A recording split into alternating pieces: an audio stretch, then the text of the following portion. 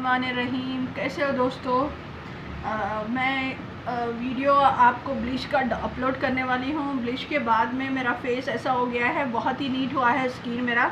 नाक देखिए मेरी शाइन कर रही है। कभी भी ब्लीच आप सिंगल मत करिएगा, ब्लीच के साथ क्लीन अप फेशियल ज़रूरी है। यहाँ इवन आपके पास टाइम नहीं है तो आप फेस पैक लगा सकते हैं। अभी मैं सलोनी का ब्लीच लगाई हूँ, वो वीडियो बहुत ही जल्दी अपलोड करने वाली हूँ। ये सेकेंड वीडियो है जो आफ्टर ब्लीच के बाद क्या करना चाहिए क्या नहीं करना चाहिए। हमेशा याद रखिए दोस्तों, ब्लीच सिंगल कभी भी मत करें। ब्लीच के बाद आप क्लीनअप के साथ करें या फेशियल के साथ करें, या नहीं तो बिल्कुल भी टाइम नहीं है उसके लिए फेस पैक का इस्तेमाल ज़रूर करें। जैसा कि मैंने ब्लीच किया है तो आप देख रहे हैं मेरे नाक चमक रही है, मेरा फोरहेड, ये फेस पूरा क्लीन हो गया है।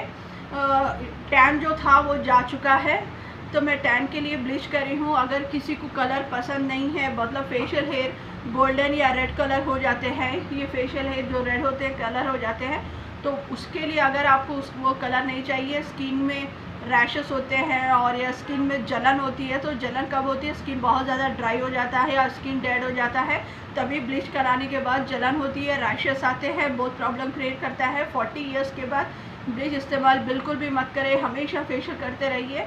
क्लीन अप उनके लिए है दोस्तों जो टीनेजर्स होते हैं, जैसा 16 साल से लेकर 25 साल तक का आपका क्लीन अप रहता है। आफ्टर जो मैरिड होते हैं या बच्चे हो जाते हैं या मिनिमम क्रॉस कर जाते हैं 40 इयर्स, उसके बाद में आप बिल्कुल भी ब्लीच मत करिए, आपके लिए फ़ायदेमंद होगा। क्योंकि बार बार ब्लीच करने से स्किन में जो मेन ऑयल होता है, बॉडी और कुदरती जो ऑयल होता है फेस को ग्लो करता है ना, वो ख़त्म हो जाता है ब्लीच से।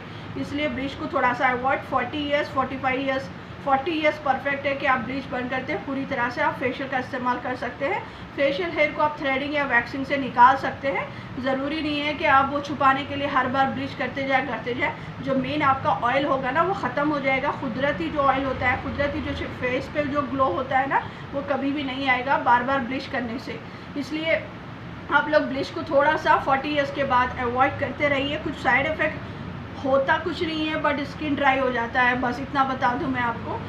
पिंपल्स वाले कर सकते हैं, जिसके ऊपर दाग धब्बे हैं, स्पॉट्स है, बारीक बारीक मोल्स है, वो लोग ब्लीच कर सकते हैं। मगर बहुत ही ज़्यादा है तब करिएगा, बस थोड़ा है तो अवॉइड करिए। हमेशा कंटिन्यू फेशियल को टच में रखिए, फेशियल से स्किन आपका टाइट रहेगा, मजबूत रहेगा, तो फेशियल को आप कंटिन्यू करिए। क्लीन अप टीनेजर्स के लिए छोड़ दीजिए।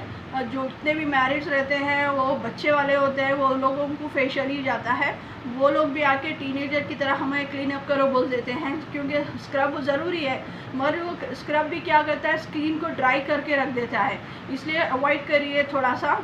क्लीनअप को ड्राई देखिए, फेशियल में क्रीम्स ज़्यादा होते हैं, क्लीनअप में 1 2 3 ही होते हैं। एक पैक होता है, मॉइस्चराइज़र, स्क्रबर होता है। इससे आपका स्किन इतना टाइट नहीं होगा, सिर्फ नीट होगा। वो जैसा टीनेजर को नीट और क्लीन बहुत लुक लाता है टीनेजर्स के लिए, वैसा मैरिड लोगों के लिए नहीं रहेगा।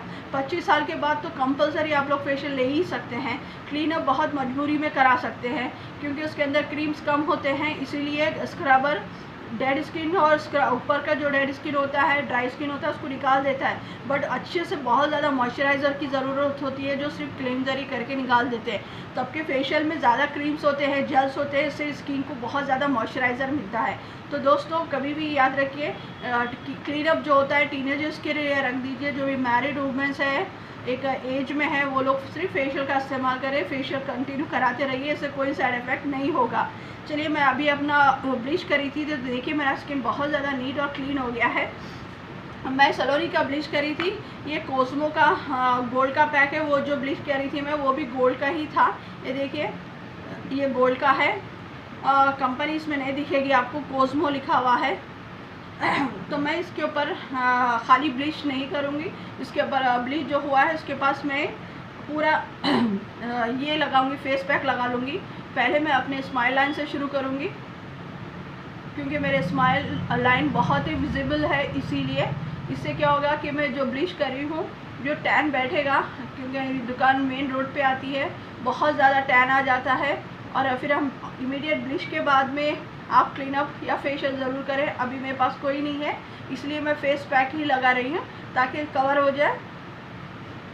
ये लगा के देखिए। हमेशा खाली ब्लीच मत करिए कभी भी घरों पे, क्योंकि ज़्यादातर मेरे क्लाइंट्स बोलते हैं कि नहीं हम लोग ब्लीच करके आ गए, आप फेशियल कर दीजिए, क्लीन अप कर दीजिए।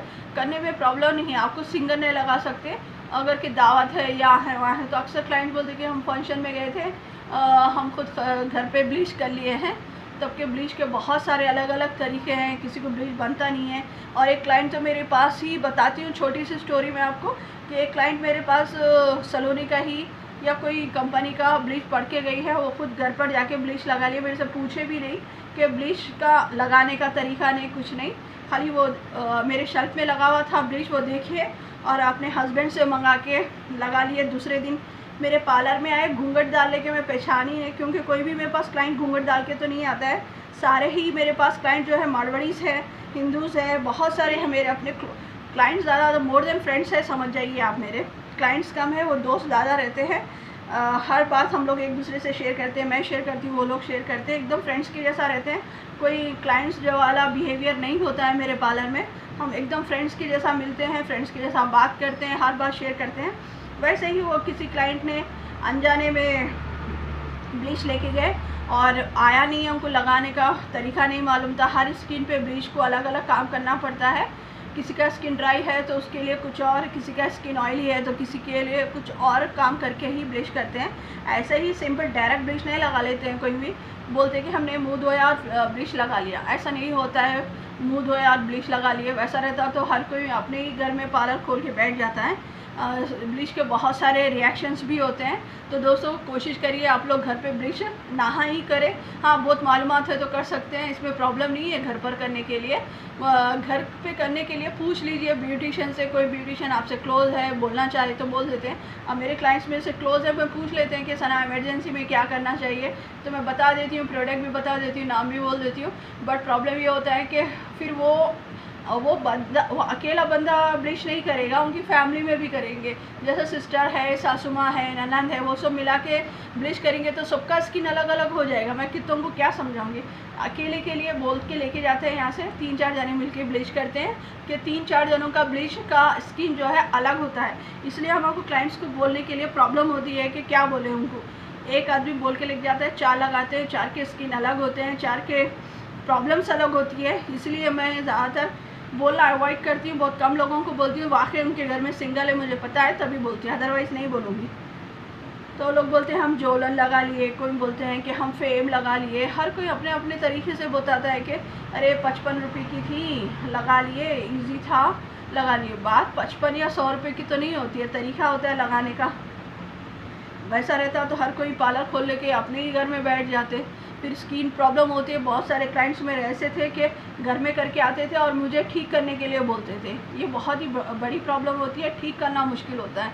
हॉस्पिटल भेजते हैं तो वो लोग ये कहते हैं कि पार्लर में जाकर स्किन ख़राब कर लिए, तब कि वो घर पर ही स्किन ख़राब कर लेते हैं।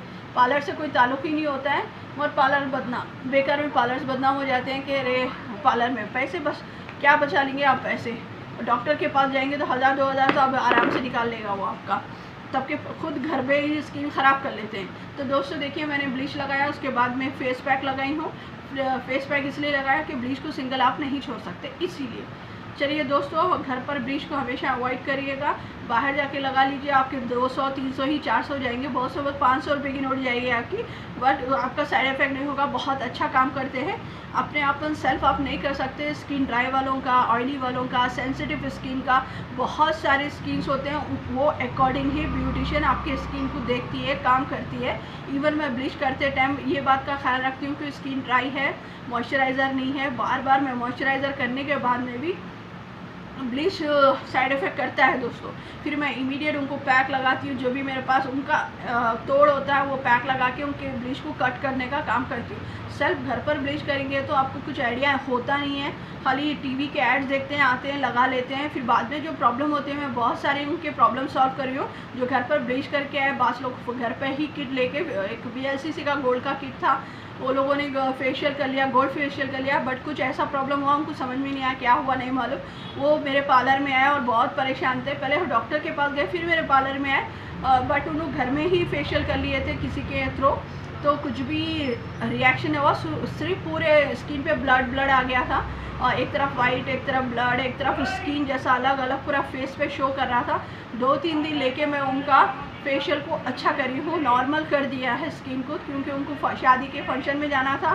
सेकेंड डे शादी थी, उन्होंने घर पर किसी को बुला के फेशियल करा लिया। उनका स्किन पूरी तरह से ख़राब हो गया था, वो शादी में नहीं जा सके, डिनर में नहीं जा सके, 3 दिन तक उन्होंने फंक्शन कोई भी अटेंड ही नहीं कर सके। जो पैसे बचाने के लिए उन्होंने करे किट, ठीक है किट खरीद के ला लेंगे, बट तरीका और मेथड वहाँ लिखा हुआ भी होता है, बट आप उसको फॉलो नहीं कर सकते। उसके लिए आपको अच्छी सी जानकारी होनी चाहिए।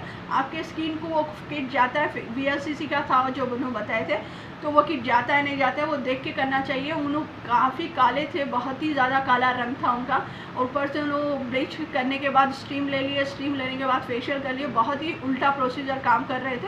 ब्लीच के बाद फेशियल कर सकते हैं, मगर के स्टीम वगैरह को थोड़ा सा अवॉइड करना चाहिए, या पहले ले लीजिए, ब्लीच से पहले ले लीजिए, ज़्यादा अच्छा है। फेशियल के दौरान लेते हैं, आखिरी में लेते हैं, बट बीच में ब्लीच के ऊपर आप स्टीम लेना बहुत ही डेंजरस है दोस्तों। तो कोशिश करिए स्टीम को बहुत ज़्यादा अवॉइड करें।